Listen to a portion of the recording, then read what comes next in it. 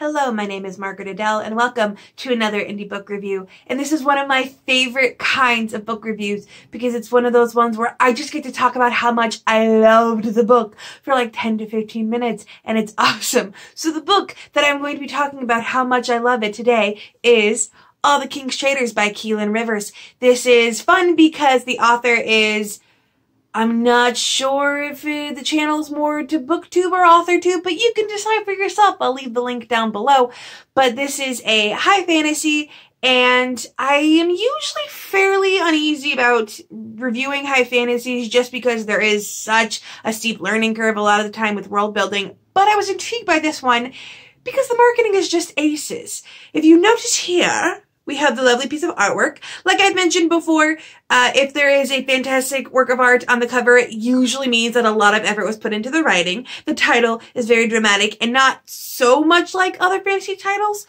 But what really drew me in, and what really kind of decided it for me, was actually the tagline on the back.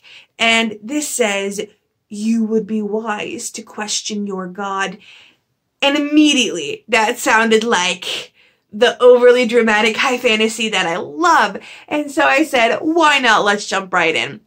So this fantasy is a little bit difficult to explain in any one singular plot thread because there are so many, but you can kind of take the hint from the title. This is essentially a lot of different people all across this kingdom called Azanthia who either have realized or over the course of the story come to realize that the god king they all worship, Apollyon, is a tyrant. And in some cases, you have people who have been secretly going against him for years. In other cases, you have characters that really don't fully understand until like the last 100 pages. But they're all kind of following on these different paths. So because there's so many different multiple points of views, I'm kind of going to be essentially going through the back because it gives us a little glimpse into each of the different points of views and going piece by piece and talking a little bit about each of the characters. But first, a note on the world building itself. The world building in this was fantastic. I mentioned before that high fantasies usually come with a learning curve because there's so many different words and setups that you have to learn. But in this one, it was seamless. You were only ever given as much information as you needed for that exact occurrence, adding on to it as you went. So like, yeah, you knew the king was evil, but you didn't know exactly how and what exactly the godstones were, how exactly they worked at first, and then it offers you that information as you go along. And the magic system of the godstones is also really intriguing. It's really different than a lot of other magic systems. Basically, rocks fall from the sky, and whatever they hit on after their protective casing has been worn away is what they essentially become the godstone of. And my favorite example of this was someone mentioned that the godstone hit a bird and they became a bird summoner. And the first person to touch that godstone basically gets the powers and becomes a wielder. So it's very randomized. And you see very in depth how randomized it is and how that doesn't play well, even though the king wants everyone to believe that it's not randomized and that he is the god that passes them out.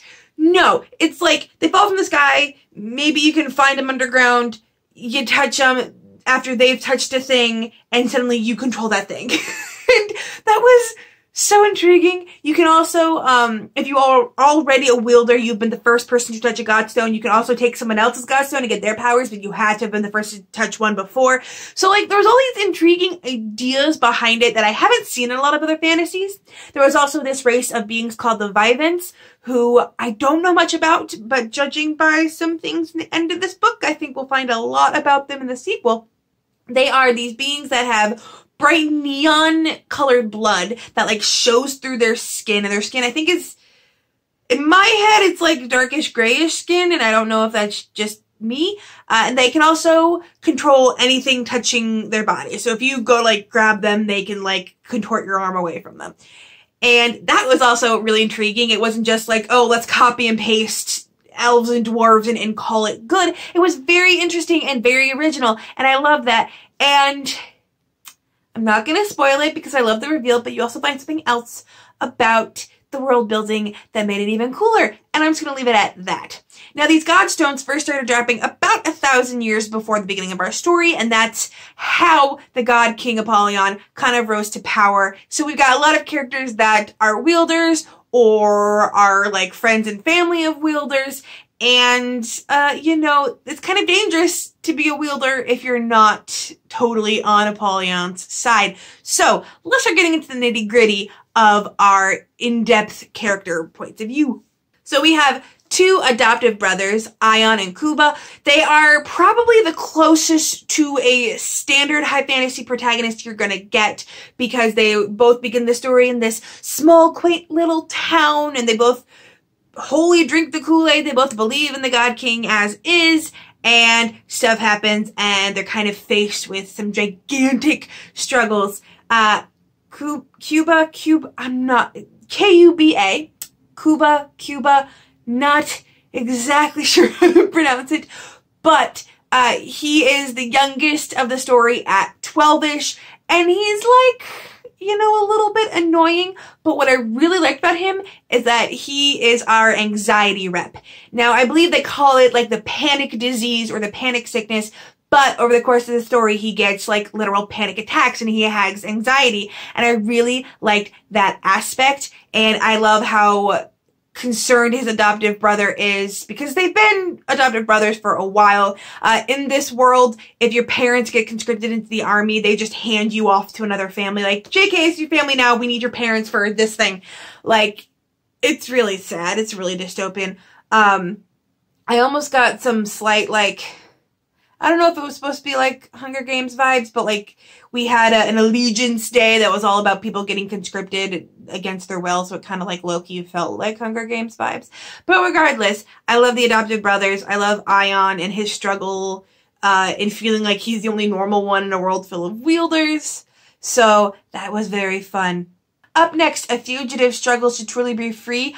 I believe this is referring to the character of Aurelia, who meets up with the adoptive brothers and is basically their guide into, hey, guess what? You're a traitor now. Here's how to do it. She has a very dramatic past that I will not reveal because I love the reveal of it and I don't want to spoil it. And she's very much that standard, I can do it on my own, but slowly learns that maybe she does need friends after all, and maybe she actually should try and reach out. And there's also some things in her past that she's regularly trying to run away from, and a big theme for her is realizing that she can't really run away anymore. I love that aspect of having to face your past and the horrible things that happened in it. And low-key, I don't know if I ship her with someone else, but I'd also be happy if she stayed single because I love her that much. Next up, our double-crossing warrior that must choose where his allegiances lie. This one I struggled with. So the character of Rohan is caught between his wife and daughter. Now, wife is not the mother of the daughter, and that causes some issues because his daughter has been conscripted years and years and years ago, and she's basically been brainwashed into serving the God King, but he refuses to give up on her. The problem is that in refusing to give up on her, he's had to do some terrible things to keep the king from hurting her, and his current wife isn't about that. And some decisions he makes over the course of the story really do not sit well with me, and he's one of those morally gray characters. There's actually a lot of them, characters that are even good and likable, but then make really suspect decisions that like really make me annoyed. But, like, I also have to accept that, like, no, that was set up in his character, so it's not like a left turn. I just have to accept that this character I liked also has gigantic faults. Our traitorous heir to the kingdom's throne, is Valich, and Valich is, I'm assuming, judging by what I know, he's gonna be the one with the redemption arc. But he's real evil in this one. You find out that he had a godstone from a very young age and was raised under the king in very cruel ways and has to do very horrible things. So as a result, he'd become very desensitized to death and blood and gore. And he doesn't want it. And you see some aspects where he does have a code of honor. He will keep his promises if he gives them, but not necessarily the way you want him to, but technically he will keep them.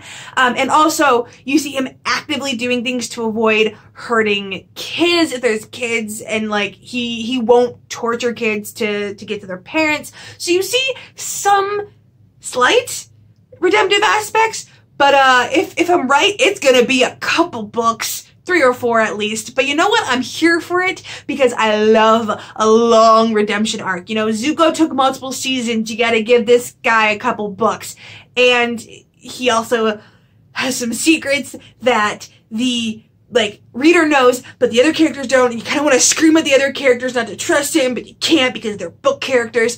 He's just very, very smart and resourceful, and decides that he's not going to stand up for the Blood King anymore, the God King, even though he was the heir apparent, which Godstones make people immortal, so like I don't know what the point of an heir apparent is if the king's not likely to die, but it's a thing. His wield is also very cool because it's diamonds, which is not the usual kind of thing you see in like elemental type wieldings, which again goes back to how awesome this magic system is and how intriguing it is. And I both hate him, and yet I am really excited for that inevitable redemption arc. And last but not least, our prodigy in the House of Historians, and that is Carrie? I never know how to pronounce fantasy names, but she was this intriguing mix of likable and so naive it was annoying. Kari is the God King's last remaining blood relative, being his niece, even though she rarely ever sees him any more than anyone else.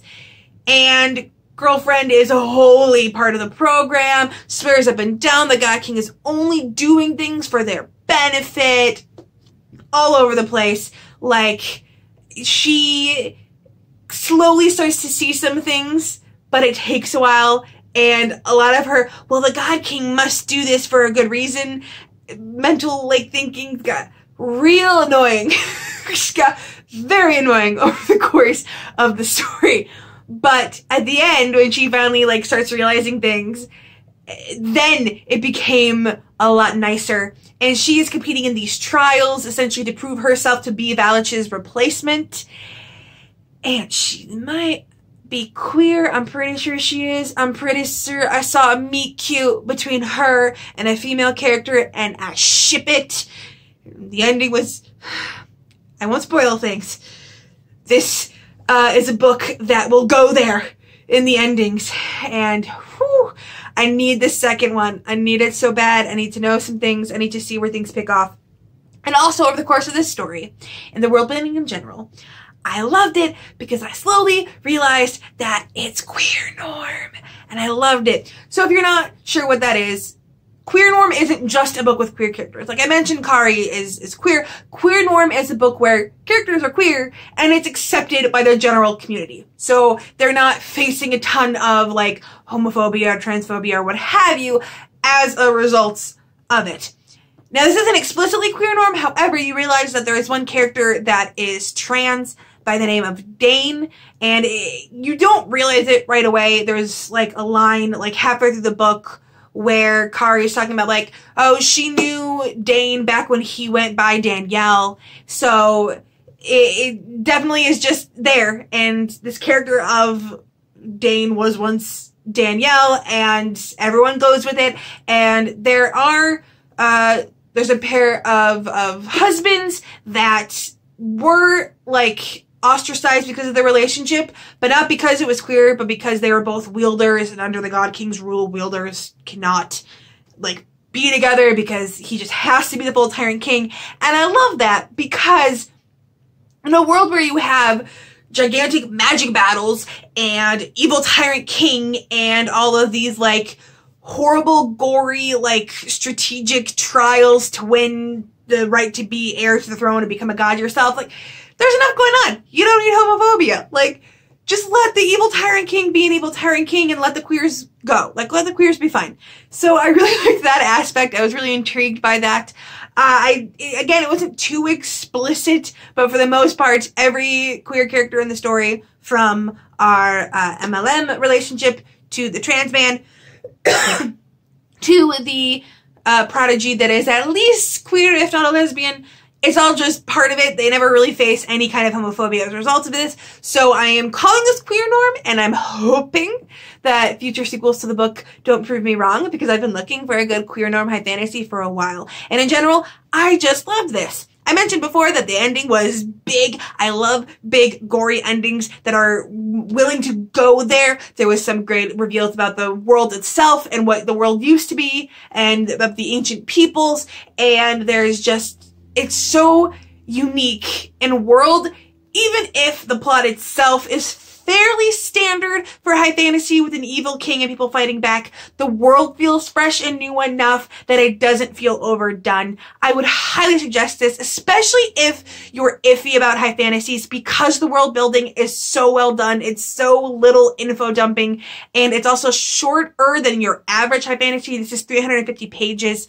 Now, if you don't like multiple points of view, that's probably not going to work for you, but for me, I loved every one of them. Even when I didn't like the person, I at least thought there was something there that was important or interesting, that I liked reading about them, even if I didn't personally like them as a character. I never skipped anyone or just read to get through a part. So I would highly, highly suggest this. Great beginner book if you want to get into high fantasy, but you're not really into going after the giant, like 500-page ones with a ton of world building. I would highly suggest this. 5 stars, ultimate love, second 5-star of the year, and this is just, I am off to a great 2020. Now, if you're an indie author and you'd be interested in a review like this, please email me. I will have my email down in the description below. I will also have my review policy down there. Please give that a read through. It answers a lot of questions and saves us a lot of time. And with nothing else to say, I hope you have a wonderful day and a marvelous tomorrow.